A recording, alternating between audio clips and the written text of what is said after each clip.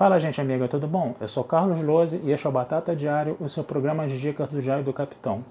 E hoje nós vamos falar de Jornada nas Estrelas Lower Decks, mais especificamente do 6º episódio da primeira temporada, intitulado Terminal Provocations. Gente, esse foi um episódio que eu confesso a vocês que eu gostei mais do que todos os outros. Para mim foi até agora o que eu mais gostei, né, dos episódios aí. É claro que sempre vai ter problemas, né? Estamos falando da era Kurtzman, né? Não vai ser um episódio 100% perfeito, né? Mas eu confesso a vocês que para mim foi o melhor de todos. Por quê, né? Porque foi o primeiro episódio onde a gente vê a Mariner e o Boimler tendo um bom relacionamento de cima a baixo do episódio, tá? A coisa da Mariner ter sido muito arrogante nos outros episódios e do Boimler sempre ser visto como um idiota, um saco de pancada ao longo dos outros episódios, tá? Era uma coisa que estava incomodando tanto, mas tanto, que quando a gente vê um episódio onde os dois têm um bom relacionamento, né, a gente tem até uma certa sensação de alívio, né? É uma coisa que a gente pode dizer aí que era uma coisa que a gente estava torcendo, né?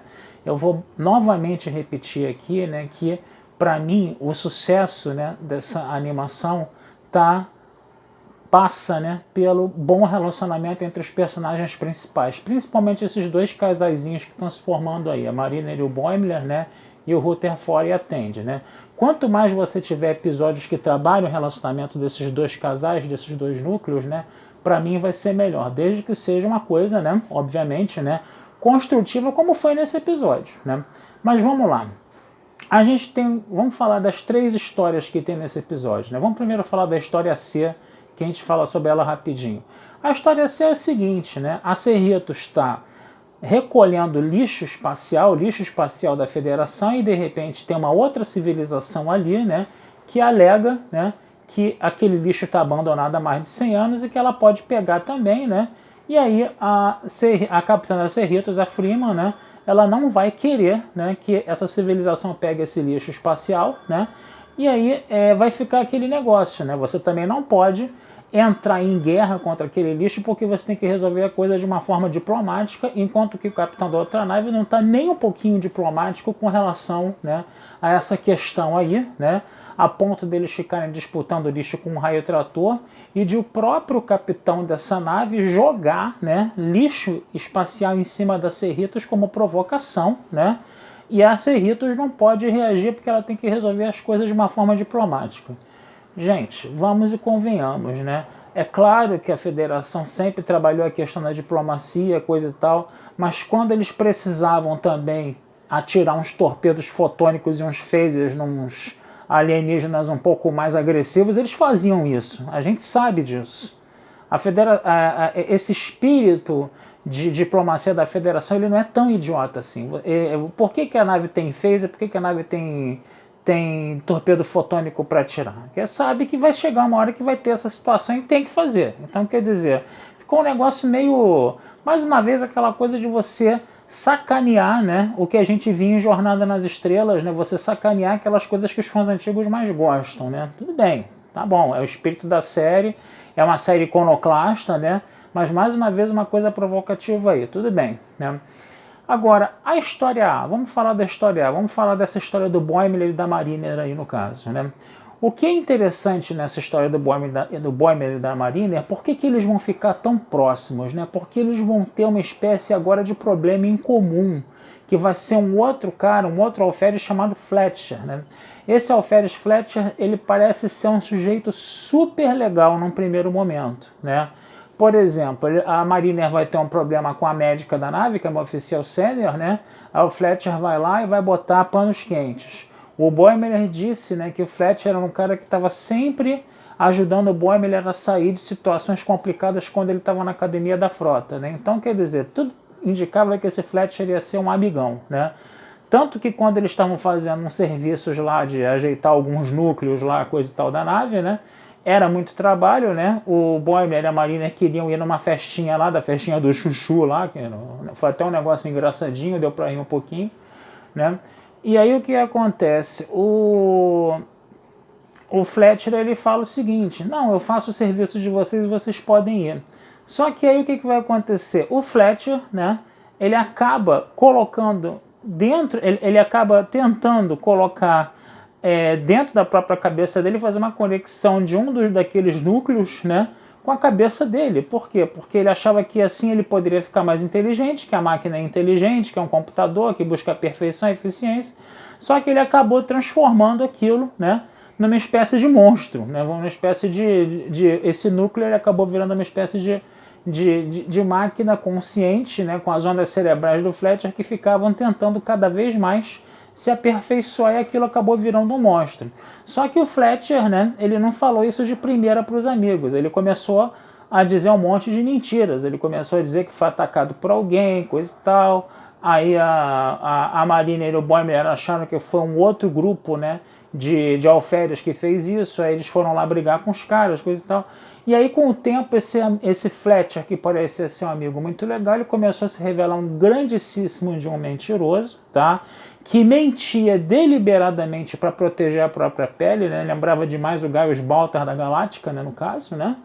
E aí o que acontece? Ele começa, inclusive, a ameaçar a Mariner e o Boimler, né, com as mentiras dele, dizendo que vai falar mentira para os outros caso eles não ajudem, né, a encobrir as coisas que ele faz, as coisas erradas que ele faz, né? E a Mariner e o Boimler toda hora falando, né? Nós somos a frota estelar, né? Você precisa falar a verdade para o capitão, porque esse problema do núcleo está enfraquecendo os escudos na nave, a nave está sendo atacada, né? Estão jogando lixo em cima da nave, coisa e tal, né? Você tem que falar isso, ele não queria falar. Então ficou um negócio, você tem que falar a verdade, né? E ele não queria falar a verdade, esse negócio todo, né? Então, o que vai acontecer, né? A Mariner e o Boimler vão conseguir botar esse núcleo que virou um monstro, né, para fora da nave, né? Esse núcleo monstro vai atingir a nave que estava atacando a Cerritos. A Cerritos não vai precisar atacar a nave, porque o próprio núcleo destruiu outra nave lá, fez outra nave lá ficar à deriva, coisa e tal, né? E aí, o que vai acontecer? Quando os oficiais sêniores, né, da Cerritos chegam e dão uma enquadrada no Boimler e na Mariner, né, o que aconteceu? Eu quero que vocês falem a verdade aí. O que o Boimler e a Mariner fizeram? Mentiram deliberadamente, dizendo que o Fletcher tinha sido o grande herói, né, da parada ali no caso, né? E aí, por causa disso, o Fletcher ainda ganhou uma promoção para ir para a USS Titan, né, que todo mundo sabe, é a nave, né, onde o William Riker foi o capitão, né? E aí a gente viu algumas reclamações, né? A galera reclamando, né? Dizendo que, por exemplo, que isso não é frota estelar, que coisa e tal, que, né, que você mente e consegue uma promoção, não sei o que, coisa e tal. Tudo bem, realmente é uma coisa que tem um certo mau gosto aí, né? Mas era Kurtzman, né? Então, esse que é o problema. Agora, o grande detalhe foi o seguinte, né? Por que o Boimler e a Mariner mentiram deliberadamente? Eles primeiro falaram para o Fletcher falar a verdade, né? E depois eles mentem. Para quê? Para, de uma certa forma mesmo, se preservarem do Fletcher, de se afastar o Fletcher da vida deles, né? Porque, é como a Mariner falou, né? A gente tem que manter nossos amigos perto e nossos inimigos em outro lugar, né? Então eles fizeram isso deliberadamente para quê? Pro Fletcher ter uma promoção e ir para outro lugar, para outra nave, né? E aí o que vai acontecer? Né? A gente sabe, né, pelo dito popular, que a mentira tem perna curta, né? E aí a impressão que dá, né, pelo menos da parte da Mariner, não tanto da parte do Boimler, mas da parte da Mariner, né, de que fazer essas mentiras todas e botar ele para longe, né, e afastar o problema deles, né? E é aquele negócio, ele mesmo com as mentiras dele e com as formas erradas dele fazer as coisas, né? Ele mesmo ia acabar se queimando sozinho depois, entendeu?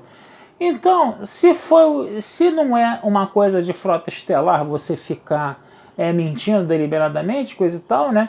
Pelo menos a gente entende, né? Porque a gente pode até não concordar com esse tipo de procedimento, né? Mas como o Spock fala, a gente até entende por que o Boimler e a Mariner fizeram isso, né? Que foi para se livrar de um problema em comum que eles tinham, né? No caso, né? E aí eles defendiam, entendeu? Que se tinha que se falar a verdade. Isso tem que ficar bem frisado aqui. Se eles mentiram depois, foi para tentar se livrar do Fletcher, mas eles defendem, né? Que tem que se falar a verdade, porque eles falaram que o Fletcher tinha que parar de mentir. Então eles usaram a mentira como uma arma contra o próprio Fletcher, né? Para queimar o próprio Fletcher depois, né? No caso, para fazer o Fletcher ficar longe da vida deles, né? Foi assim que eu interpretei, assim que eu entendi a coisa ali no caso, tá? Agora, outra coisa que é interessante também, né, é que a Mariner falava que era frota estelar, né, que esse negócio de ficar ameaçando com mentira não é uma coisa muito frota estelar, né. Aí o Fletcher falou, mas você desrespeita as regras toda hora. E aí a Mariner deu a sua argumentação pelo qual ela desrespeita as regras. Ela falou assim, eu desrespeito as regras que parecem ser as regras mais imbecis, entendeu? As regras mais idiotas que vão me impedir de fazer o meu bom trabalho aqui na frota estelar, né? Então, se ela desrespeita as regras, ela desrespeita as regras porque tem algumas regras com as quais ela não concorda e que vão atrapalhar, né, o bom serviço que ela pode prestar para a frota estelar. É uma argumentação plausível? É uma argumentação plausível. Você pode até não gostar dessa argumentação, mas pelo menos ela deu um motivo pelo qual ela é tão desrespeitosa com determinadas regras da frota estelar e que ela quer ter o espírito da frota estelar, entendeu? Fazendo as próprias regras dela, isso é verdade, tá? Mas ainda assim, né, ela dá um motivo pelo qual ela desrespeita as regras da frota estelar, que era uma coisa que até agora não tinha ficado muito bem clara na série, né? Uma coisa que é importante da gente falar aí. Outra coisa que está em mente, pode falar, é da história C, né? Que é a história lá do Rutherford e da Tandy, né? Que de repente eles teriam que fazer uma caminhada espacial para catalogar aquele lixo todo depois que aquela crise toda terminasse, né? E aí o que vai acontecer? O Rutherford vai levar ela para um programa de holodeck que vai fazer essa simulação. Tem um avatar lá que é um delta da frota estelar, né? Só que esse programa está cheio de bugs, não está ainda terminado, vai ter todo aquele problema de energia da nave sendo atacada, né? E vai dar um bug no delta, o delta vai virar uma coisa assassina, né? Então é interessante a gente perceber que se a história tem o seu lado fofo, né? Que o Rutherford, né, queria levar a Tandy, né, para a simulação do holodeck para impressionar a Tandy, coisa e tal, né? E a Tandy fica feliz da vida com isso, né? Porque a Tandy é uma pessoa muito carente de atenção, né? A gente já viu isso, né? Por um outro lado, esse arco, né? Essa história B, no caso, né? Ela vai ter uma componente violenta muito forte, muito surreal, né? É um episódio que é levado um pouco pela vibe do terror, né? E da violência um pouco, né? Porque você tem esse Delta que quer matar o Rutherford e a Tandy, né? E ao mesmo tempo você tem esse núcleo que vira uma espécie de monstro também, que começa a querer destruir tudo, né? Na história do Boimler e da Mariner. Só que é interessante a gente ver no final do episódio o que, né? O Rutherford, ele acaba conseguindo dominar esse Delta, ele quebra o pescoço desse Delta. Lembrou demais o Homem de Aço, né? Onde a Henry Cavill, né, matou lá o Mike Shannon, né? O Superman matou o General Zod lá quebrando o pescoço dele, né?